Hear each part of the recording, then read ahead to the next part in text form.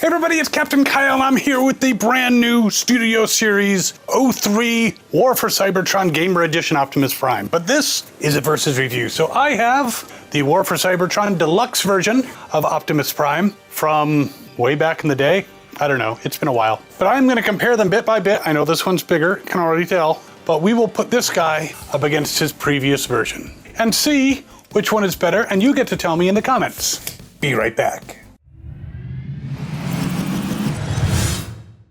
Okay, so let's break out the good old knife and let's see what we can see. So, I mean, the packaging's nice, but I mean, it's pretty much what you'd expect.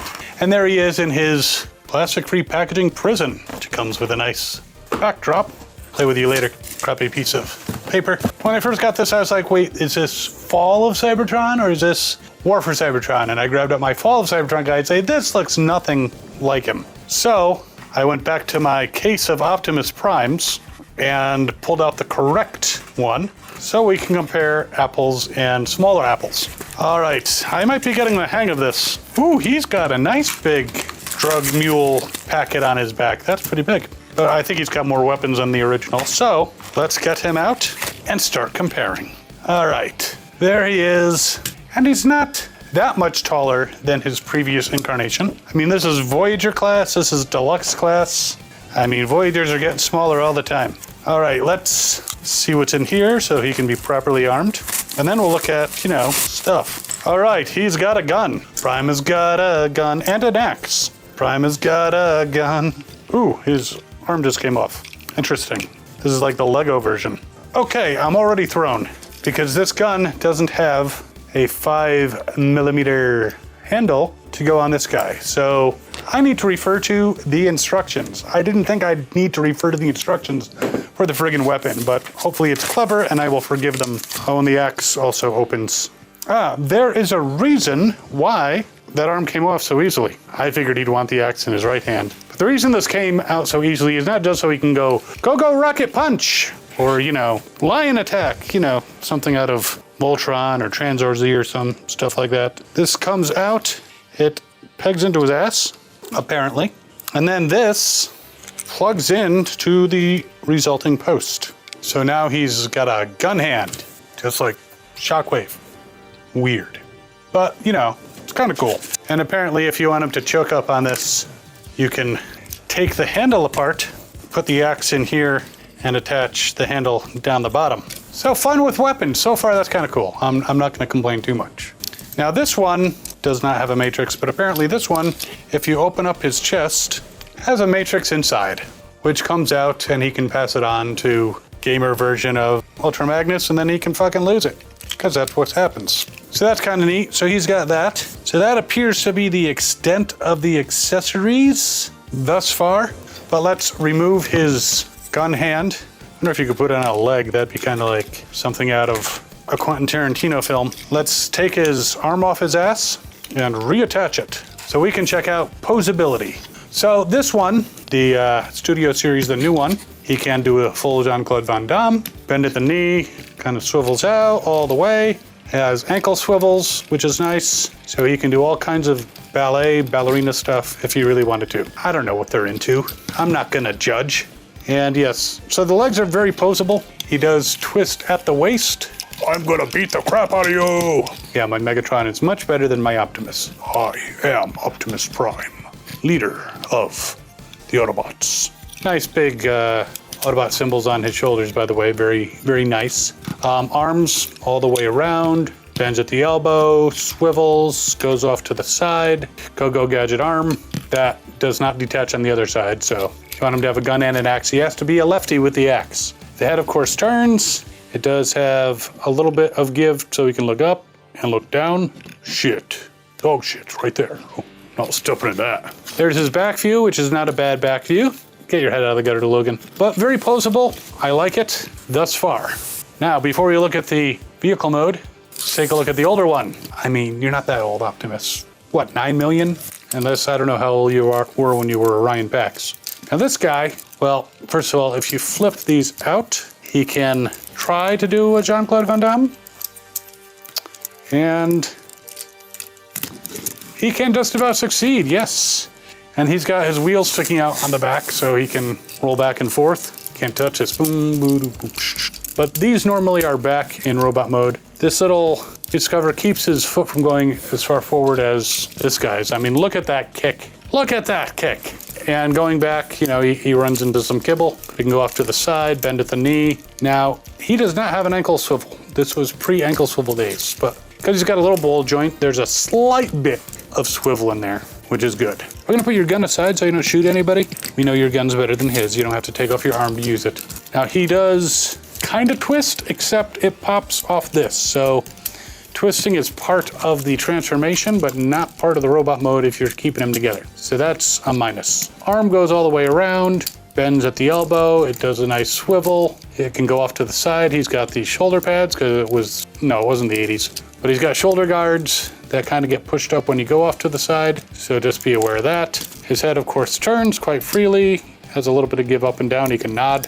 And there you go. I mean, he's a good figure, doesn't twist at the waist, and here is the rear view comparison side by side. So you can see, I'm sorry, I just almost went into like a hillbilly style thing. Who am I? Patriot Prime? So we got the back view, front view. I mean, there is some height difference. The original, just shy of 6 inches.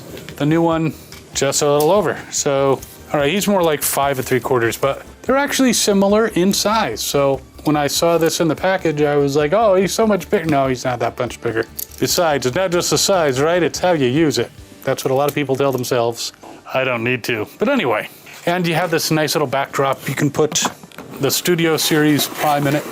Try to give you a good view on that. But it's not entirely inappropriate to put that Prime in it. So double your value, double your fun with a piece of cardboard that will probably never be used again. All right, so very cool robot modes. Let's check out vehicle mode. Now, I know with Studio Series, they can be a little complex, so I'm definitely referring to the instructions here. And I already see it's kind of clever. So there he is in vehicle mode. And I have to say the transformation was not as complex as I was worried about. It was actually not too bad. Now, weapon storage. Apparently you can take this gun and attach it here, and then you can take the battle axe and put it on top of the gun. Now, I gotta say, the battle axe there doesn't look nearly as cool. It's good for keeping things together, I'll say, but yeah, not thrilled with, I would just rather have the gun on there. Makes him look more badass. Rolling on a smooth surface, he's not too bad, better than some. And there you go. I mean, nice deco. Can't really see any Autobot symbols on him in this mode, but he's not bad. Let's check out the original War for Cybertron Prime's vehicle mode. Now, this transformation, I can tell you from experience, it's a bitch. It is not easy at all. If you don't know exactly what you're doing, it can be a real pain. And some parts of it are actually more complex, in my humble opinion, than what you do with the new Studio Series one. So there you go. So there it is, the original deluxe-size War for Cybertron Optimus Prime. And rolls pretty well. Looks a little bit different, but very reminiscent. Holds together very well. Transformation, more complex a bit than that. It's just a lot of twists and turns that you don't see. And he's got something that he doesn't with his gun, because you see the weapon storage there, flick, and it launches. It basically is ready for blasting. If you put it too far down, it will interfere. Yes, he has a spring-loaded weapon. If you put it too far down, oh no, that actually worked that time. But very similar decor. Again, no Autobot symbols on the outside of, I guess that's part of the whole robots in disguise thing. Well, let's take a look at them side by side, and we'll leave the weapons on. So obviously this one's bigger. This one is just about 6.5 inches long. This one is just shy of 5.5 inches long. So there's a size difference. But looking at them, very similar front ends, but you can see there are some differences. And I think this one actually looks a little bit smoother. This has these slots right here. Not as much deco in the front, not as big of a grille here. So the front ends, there are some differences. The sides, you can see they both have these rockets, but what's interesting, these are just there. Whereas these, during transformation, I gotta twist them around to lock them into place. So a little more complexity on the deluxe. Interesting. But yeah, there's like some holes and slots here. I'm not sure what they're for. Here you got just a little bit more grill. Tires are similar. These have little areas that have been removed. These are pretty solid. I mean, looks-wise, they're both good looking. But if this was just a little bigger, I think it would blow this one away. And I mean, the weapons, he can hold his without having to remove his arm and shove it up his ass. So, I mean, it is cool. I'm glad I got him. And like I said, he rolls pretty well, whereas this one rolls even better. But both very cool versions of the same character from a video game. I mean, this does have some gray here, which I don't know if that's part of the game or not, whereas this is all covered in blue. So that looks a little bit better on the back end, I think. You know, having the gray legs there and having these hollows, which, but then again, when you look at the very back, you can see his fists. I don't think there's any way to cover those up. Whereas you don't see any fists in there, do you? That's because they're underneath. I mean, underneath you can see there's obviously arms. Here underneath you can see his face. So he's like looking at the ground as he's flying by at hundreds of miles an hour. I was driving along and I saw a cell phone. Did someone lose a cell phone? Hello, has anyone lost a cell phone?